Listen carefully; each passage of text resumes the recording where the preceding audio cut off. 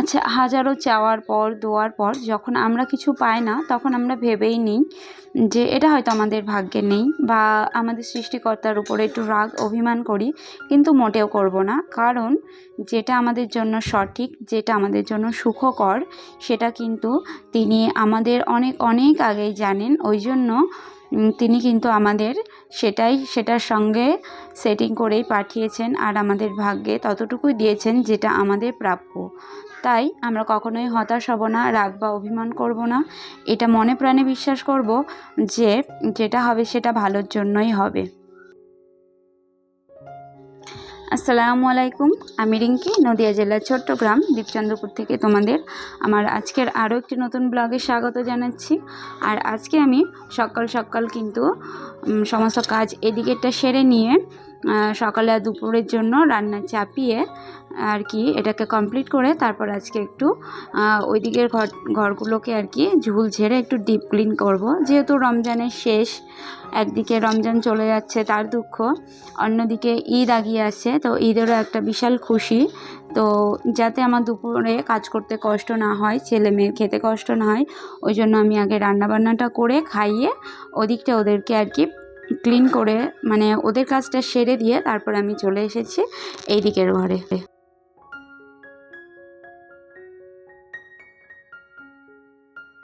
আমার ঘরগুলোতে কিন্তু খুব একটা নোংরা নেই, কিন্তু ওই যে ঈদ একটা বছরে আর কি সেই পার্বণ, এটা একটা বিশাল আনন্দ।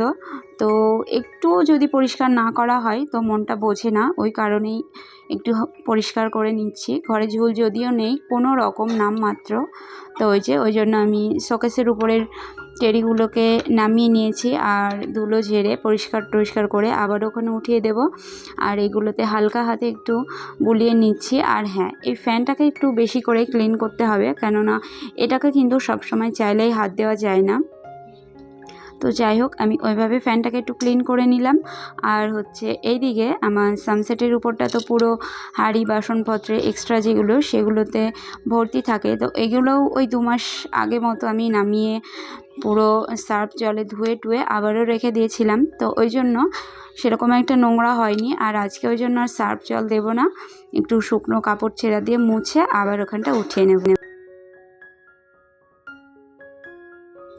তো ভিডিওটার এই পর্যায়ে অবধি যারা এখনও রয়েছে, তো তাদেরকে একটা রিকোয়েস্ট করি যে তোমরা আমার ভিডিওটা প্লিজ একটা লাইক দিও, কারণ তোমাদের ওই একটা লাইক আমার ভিডিওটা আরও অনেকের কাছে পৌঁছে দিতে সাহায্য করবে, আর আমার স্বপ্ন একটু একটু করে পূরণ হবে।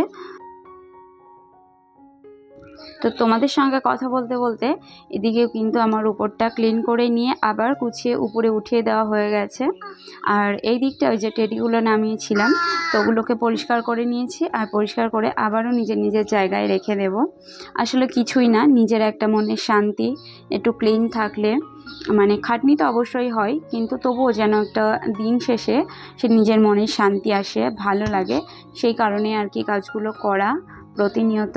আর সবাই চায় যে সবার সংসারের কাজগুলো, জায়গাগুলো, জিনিসগুলো ক্লিন বা পরিষ্কার রাখতে, তো তেমনি আমিও চাই। তো যাই হোক, এভাবে ঘরে আর অল্প যা কিছু ফার্নিচার ছিল তো সেগুলোকে মুছে টুছে নিলাম।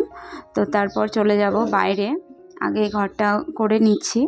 আর এর ফাঁকে কিন্তু দুপুরে আমি ছেলে মেয়েকে খাইয়ে দিয়েছি, ওরা স্নান করে নিয়েছে আজকে নিজেই। আর দেখা যায় কি, আমরা যতই পরিষ্কার করি ওই প্রত্যেক দিন বা 2-4 দিন পর কিন্তু এই তোষক জাজিম এগুলোকে উঠে কিন্তু পরিষ্কার করা হয় না। তো আজকে যেহেতু একটু ডিপ ক্লিনই করছি, ওই কারণে ভাবলাম সব কিছু উঠিয়ে নিয়ে একটু ধুলোগুলো ঝেড়ে পরিষ্কার করে তারপরে রাখবো। তো এই যে চাদরটা কাচতে দিয়েছি, আর চাদর তো বাইরেই দিয়ে দিয়েছি কাচবার জন্য। তো যাই হোক, এটা কিন্তু আমার জাজিমের কভার করা। তো বাড়িতে যেহেতু সেলাই মেশিন রয়েছে, আর পুরানো কাপড় আর কি নাইটি যেগুলো ভালো সেগুলো দিয়ে আমি মানে এটা সেটা না বাদ দিয়ে আমি কি করি, এইগুলোর কভার বানিয়ে রাখি।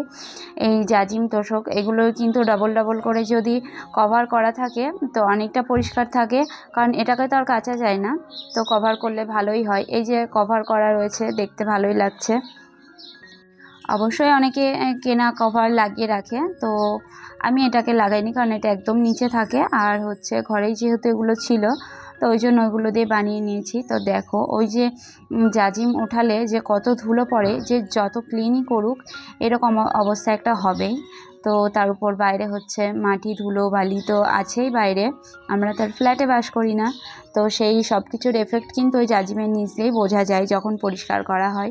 তো যাই হোক, আমার ঘরটা ডিপ ক্লিন করা হয়ে গেছে, আর এখন বাকি ঘর, বারান্দা, সিঁড়ির ঘর এগুলো একটু টুকটুক করে আর কি পরিষ্কার করে নিচ্ছি। আর ওই যে দেখছো মাথার উপর সূর্য কিন্তু এবার নিচে নেমে যাচ্ছে, মানে বেলাটা বেশ পড়ে গেছে। আর যে সিঁড়ির জানালা এখানটা আমাদের খুবই কম খোলা হয়, এদিকটায় তো উপরে ওঠাটাই আমাদের কম হয়। তো যাই হোক, এটাকেও একটু মুছে টুছে নিচ্ছি। তো ঝুল ঝাড়ু দিয়ে ঝাড় দিয়ে কিন্তু না মুছে থাকা যায় না, মানে বাড়িঘরে এমন একটা অবস্থা হয়ে যায়। তো যাই হোক, এগুলো হচ্ছে সিঁড়িটা তো রোজ হয় না মোছা, আর ওইগুলো ওর সঙ্গে ওই জন্য একটু পরিষ্কার করে নিচ্ছি। তো ওই যে এইবারে এক এক করে সব ঘর দোরগুলো আমি মুছে নেব।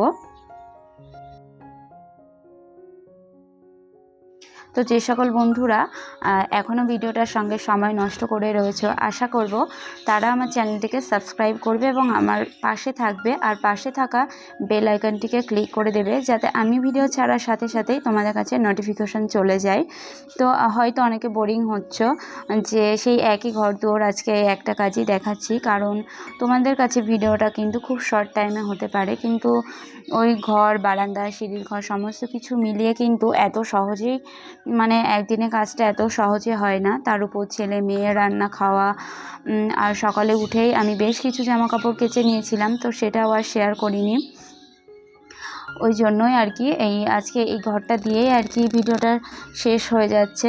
তো যাই হোক, ঘরদোর মুছে স্নান টান করে আমি আরেকটা তরকারি করে নিচ্ছি, আর এটা হচ্ছে এবছরে আজকে প্রথম হচ্ছে ইঁচড় রান্না। তো ইঁচড় হচ্ছে এই যে ঘরে চিংড়ি মাছের যে শুটকি ছিল সেইগুলো দিয়ে দিচ্ছি একটু, আর এখানে আমি ইঁচড়গুলোকে একটু নুন হলুদ দিয়ে সিদ্ধ করে নিয়েছিলাম, আর ওই যে মশলা আর আলুটা কষিয়ে নিয়ে তার মধ্যে দিয়ে দেবো হচ্ছে ইঁচড়গুলো।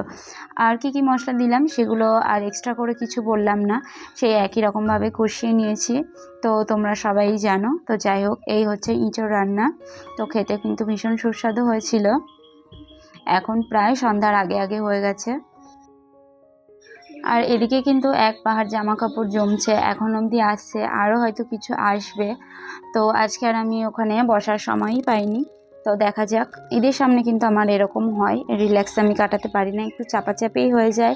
আর এখানে হচ্ছে মসজিদে সব মুসল্লিদের আর কি খাওয়াচ্ছে, আর এটা ইশার পরে খাওয়া দাওয়া হচ্ছে, ইফতারির পরেও, আর সেহরিও দেবে। তো আজকের ভিডিওটা কেমন লাগলো সেটা কিন্তু তোমরা কমেন্ট করে জানাতে কেউ ভুলো না। আর এই যে এটা দেখছো, এটা বেশ ভেবেছিলাম যে ঘরটাকে রং করব, কিন্তু চাইলেই তো হয় না, তাই মনটাকে বোঝানোর জন্য আর কি এখানে একটু পেন্টিং করছি, ছেলের জল রং দিয়ে, ছেলে আর আমি মিলে। তো যাই হোক, প্রথমবার, আমারও প্রথমবার, ওরও প্রথমবার, তার উপর মেয়ে তো রয়েছে কাঠি মারার জন্য। তো আজকের মতো ভিডিওটা এই অবধি, আর পেন্টিংটা কেমন হয়েছে অবশ্যই জানিও। আল্লাহ হাফেজ, আসসালামু আলাইকুম।